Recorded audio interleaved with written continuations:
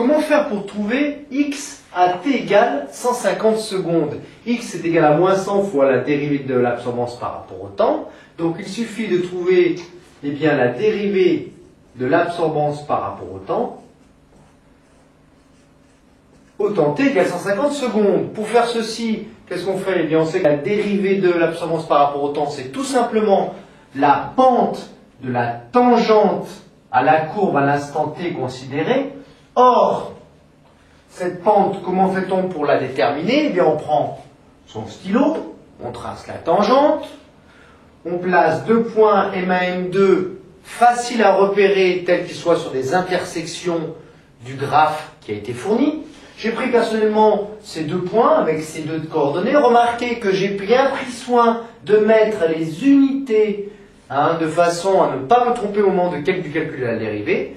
Et maintenant, je vais pouvoir calculer la dérivée de l'absorbance par rapport au temps à 150. C'est tout simplement l'absorbance A2 moins l'absorbance A1 sur T2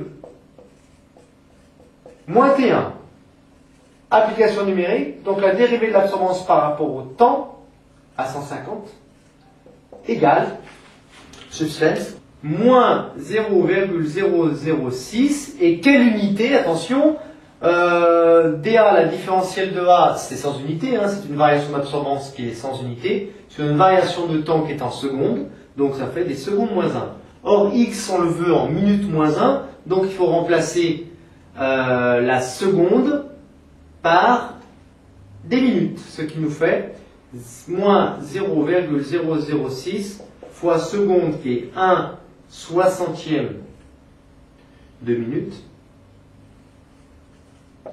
le tout à la puissance moins 1, ce qui nous donne moins 0,006 fois 1 soixantième puissance moins 1, ça fait 60. Et minute puissance moins 1, ça fait minute moins 1. Voilà pour la dérivée de l'absorbance par rapport au temps, qui est aussi la pente de la tangente à l'instant t considéré. Pour avoir la valeur de x, il suffit de multiplier par cette valeur-là obtenue par moins 100. Ça nous fait donc moins 100 fois moins 0,006 fois 60 minutes moins 1. Autrement dit, x égale 36 minutes puissance moins 1. Vous aurez peut-être une valeur différente parce que tout dépend de la pente de la tangente considérée. Mais en fait, vous devez avoir quelque chose de ce style.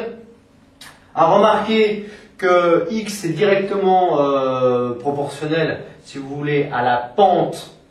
Et vous voyez que à l'instant suivant, je crois 170 secondes, vous avez à peu près x qui vaut un petit peu plus que ça, parce que la pente est un petit peu plus grande en valeur absolue, mais c'est de ces ordres de grandeur-là, vous pouvez être assuré.